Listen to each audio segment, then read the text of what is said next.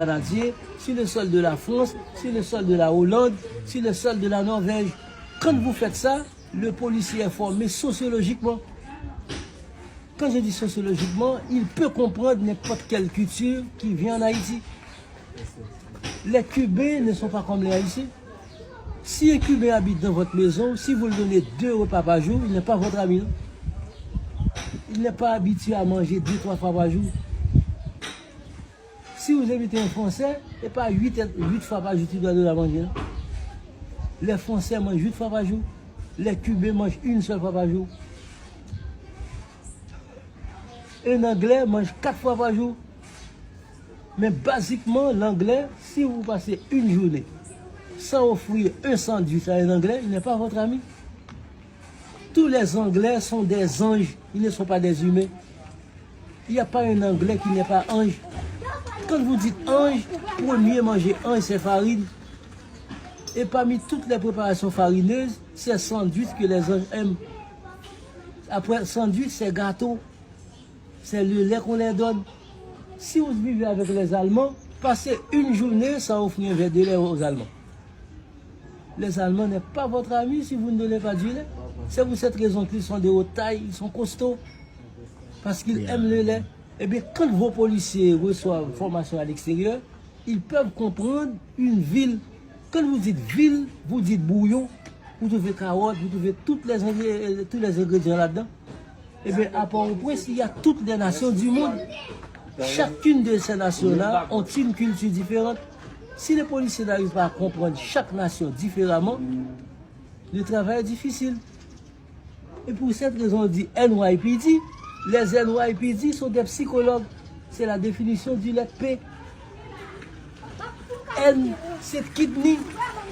Chaque NYPD, c'est un médecin, il est néphrologue. Il peut comprendre toutes choses. Monsieur Sadla, tout à l'heure, je vais acheter le cahier et vous aurez l'âge. Entre la Bible et la réalité humaine.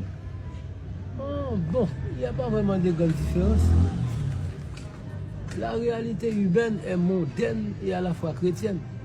La Bible est focalisée sur la chrétienté et sur l'histoire de la chrétienté et les biblistes. La Bible évoque Dieu, l'humanité, l'histoire de l'humanité depuis la chute. Ça évoque en peu de mots l'histoire de la création de l'univers dans Genèse. Oh, ça n'a pas fait dans tous les deux. La réalité, tout ce que nous faisons, vivons, disons, c'est la réalité. Mais il faut apprendre à savoir, la société même, c'est une sorte de bouillon. La première réalité est chrétienne. À part de la chrétienté, la deuxième, elle est mondaine. Mais dans cette mondanité, il y a réalité chrétienne, réalité médicale, il y a réalité informatique. Vous faites la subdivision. Mais c'est deux mondes qui existent, la chrétienté et la mondanité. Mais pour qu'une chose soit réelle, quand vous dites réel, vous évoquez l'existence. Et quand vous dites l'existence, vous voyez un commencement et une fin. Cela dépend de la nature de l'être que vous parlez. Quand vous voyez un être, l'être possède un commencement et l'être possède un créateur. Quand vous possédez un commencement, celui qui vous donne naissance, c'est celui qui vous possède, qui en a la mission pour vous protéger et pour vous bénir. Mais dès qu'il s'agit d'une créature, ça possède toujours un commencement et une fin. Mais certaines créatures sont immortelles. Quand je parle d'immortalité, je parle de l'obéissance.